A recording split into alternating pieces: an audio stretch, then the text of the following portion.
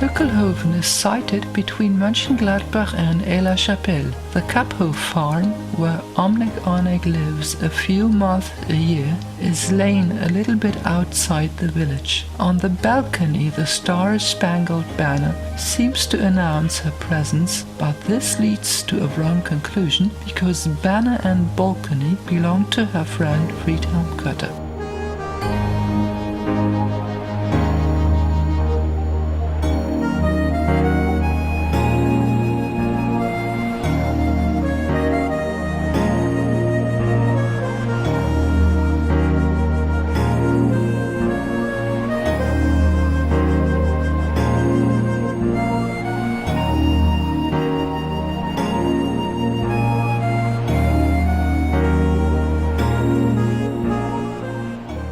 Dear Omnec, the official version of the life circumstances on Venus tells us that Venus is an extremely hot, hell-like planet.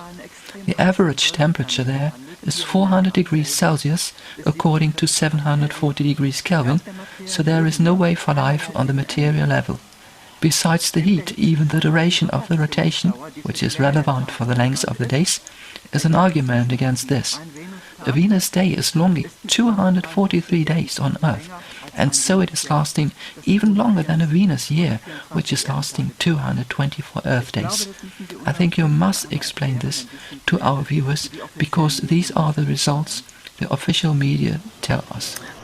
Well, the physical Venus is not where I lived. I know it's too hot for human life, you know. We lived on another dimension that runs parallel to the physical. And we have a stage, or a city. There's a special temple that absolutely exists on the physical as well as the other dimension. And through this temple, we're able to manifest a physical body, lower the vibrations and manifest a physical body. And so I didn't live in the physical of Venus, of course. It's impossible. But when it was a physical planet, Venus was very much similar to the desert areas here on your Earth, like the Sahara Desert. So very dry, very hot, not much plant life. So it was a little different in the physical. I didn't live in the physical, so I don't remember.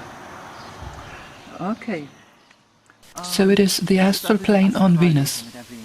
Right. Is there any day and night rhythm on Venus? Not really. Not really? No. Because it's not a physical world, and it doesn't, the conditions are not created by God or nature. This dimension, you know, is actually, the support comes from the individuals themselves that live there. And if they wish a night and a day, then they can make it over their own environment. Do these people have a need for sleep? No. Now, when I first came to Earth, I had trouble with sleeping, because I didn't understand that your body had to sleep and rest, because I wasn't used to the physical body.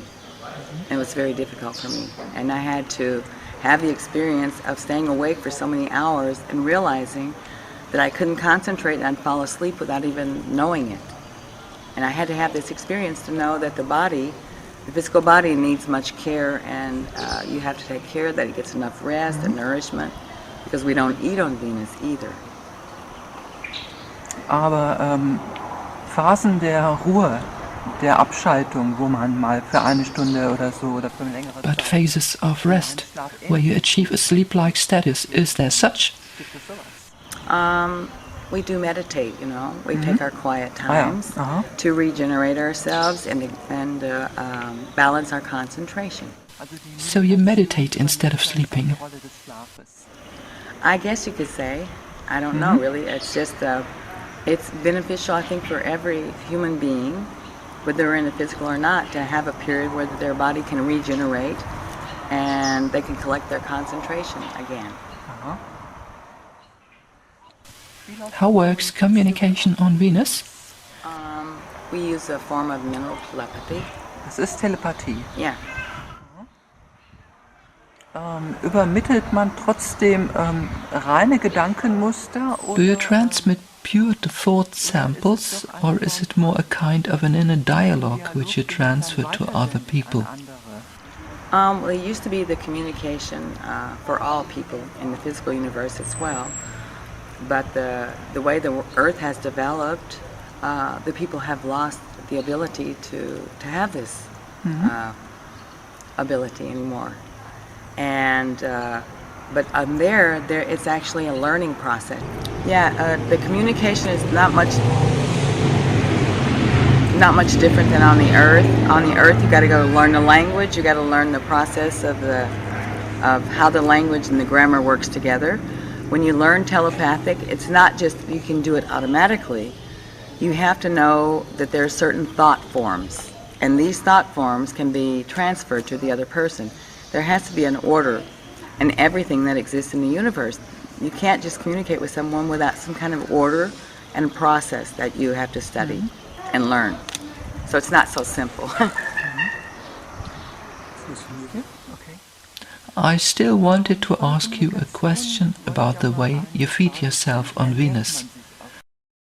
Is there any necessity to eat something at all? There is this woman named Jasmuheen. She propagates Lightfoot here on Earth. I know, but that's her mission, that's her choice, that's what she does. It's not for me. Okay, but how is it on Venus with that? Do you eat any physical food? No. We absorb energy, and that's the way we survive. We don't have a physical body. We have no need for eating. We don't live in the physical world. So we can absorb the energy from the dimension in which we live. And people on Earth have this energy also flowing through their systems, through the different chakras in the body. So it's no different. The life force and the energy source comes from God. And it flows through every dimension into the physical. And on the astral, because we're a little bit more higher consciousness and higher developed than the people in the physical, we have the ability to take of this energy what we need. And we use this energy, to create our surroundings, our houses, the beautiful things that we desire to have around us. And even children, can manifest clothes for themselves, like a butterfly or a bird or trees and stuff. This is only beauty, and this is only things that we need. We use this energy. And in the physical, I'm teaching people in the workshops how to use this energy and direct it for healing and for I don't know what you call it, the world that we live in. We've done so much damage here in the physical. And I'm teaching people that you can use this energy in the form of your thinking to recreate the Earth like it should be. But they have to do it in a group because on the Earth, people are not so used to using this energy and focusing it. And that's what I do in the workshops. I'm telling people you have the power because what you think manifests. Even on Earth, it takes more of a time. It's like we wouldn't have computers, we wouldn't have automobiles, we wouldn't have houses, we wouldn't have anything in this world if people didn't think it first. It has to be a thought first, and then eventually it becomes a material thing. So everything exists first on a mental plane? Exactly. Because the thoughts are the energy that God gave us to create the things that we need in the physical world. Many names like Teutonia or even Odin. Perhaps you know Frank Strange's, who also had a guest named Valiant Thor. Here we have the name like Thorsten or so. of the god Thor. All this reminds of the Germanic mythology. Are there any connections to the German, the Scandinavian, or to this mythological world? Yes? Of course. You have to realize that the people on other planets existed before the Earth existed, and before the people on Earth existed. And the German and the Scandinavian, the Swedish, all of those races of people their forefathers were the people on Venus originally, before they even inhabited the Earth or colonized here.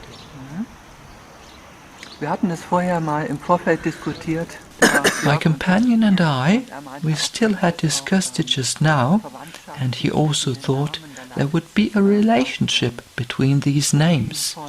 Odin is deducted from Aton, and this from Adonis, and then we come from Adonis to Adonai. Are these only accidental coincidences, or, in the end, is it always the same person which is meant? No.